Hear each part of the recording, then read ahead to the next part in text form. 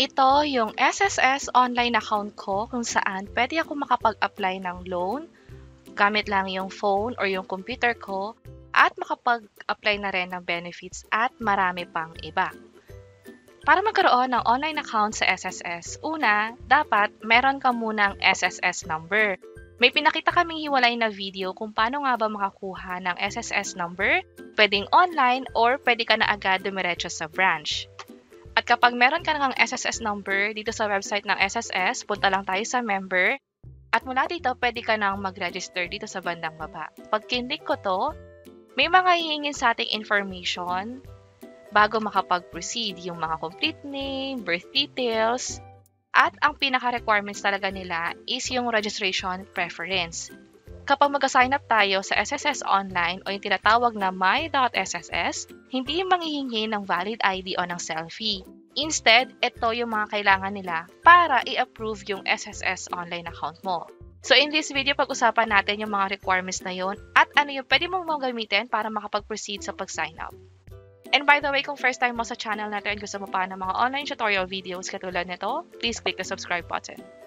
Tulad ng pinakita ko sa pag-register, merong iba't ibang paraan para magamit natin sa pag-sign up sa SSS online account natin. At kapag meron na nga tayong SSS online account, marami na tayong pwedeng gawin. Yung pag-apply ng benefits, loan, pag-update ng contact information, at marami pang iba. So pag-usapan natin tong requirements na to o yung registration preference na tinatawag. Una, yung pwede mong piliin yung savings account number, yung cash card, UBP quick card, or yung UMID ATM savings account number na meron ka sa SSS. At dito sa mga to, kung wala ka ng UMID ATM savings account number, Citibank cash card, or savings account number na naka-enroll sa SSS, madali lang makakuha ng UBP quick card. At gumawa kami ng hiwalay na tutorial video kung paano nga ba makakuha nito. Pero tandaan, may mga selected branches lamang ng SSS na nakapag-issue ng quick card ng SSS at same day lang nakuha ko na rin to. Kung interesado kayo sa tutorial na to, pwede nyong i-check yung link sa description sa baba. Aside sa Union Bank, pwede rin naman yung UMID card mismo ng SSS. Valid ID na, ATM card number pa. So kung meron ka na ng UMID card, pwede mo itong magamit na pang sign up dito sa SSS Online. Pero aside dyan, meron pang iba't ibang mga paraan, yung mobile number na nakaregister sa SSS. Dito sa SSS online account ko, pag pumunta ako dito sa contact information ko, makikita ko rito yung cellphone number na nakalink sa SSS online account ko. And ito rin yung binigay ko sa kanila nung nag-apply ako ng SSS number. So kung hawak nyo pa rin yung phone number na to, pwedeng-pwede nyo itong magamit sa pag-sign up sa SSS online account.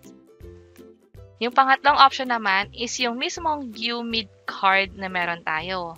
Ilalagay lang dito yung UMID card PIN code at yung mother's maiden name o yung pangalan ng nanay natin nung dalaga pa siya. Tandaan, kung wala talaga na-issue sa'yo na UMID card, possible na ma-reject yung application mo.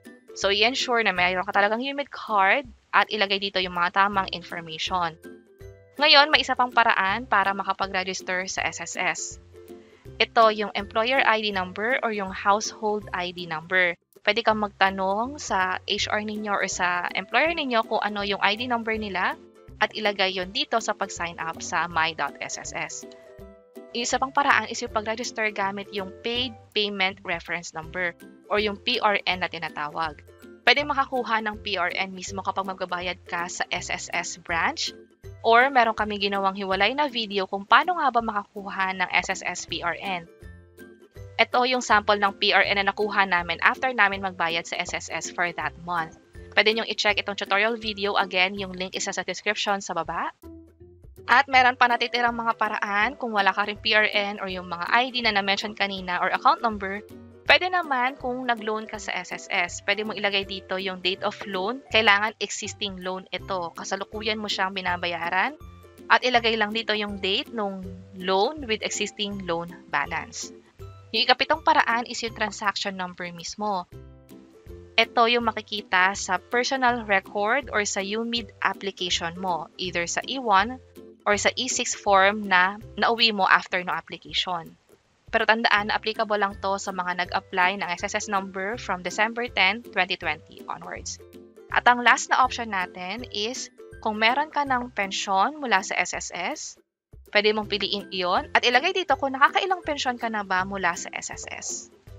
Kapag okay na to at nabigay mo na lahat ng information sa bandang taas, pwede ka na mag-proceed sa pag-register sa SSS online at pinakita namin yung step-by-step tutorial guide dito sa video sa baba. Pwede nyo na itong i-check at malalaman nyo din kung ano yung mga dapat tandaan para hindi nga ma-reject yung application ninyo sa SSS. Sana nakatulong tong video na to. Kung oo, pakiclick ang like button and see you sa next videos. Bye-bye!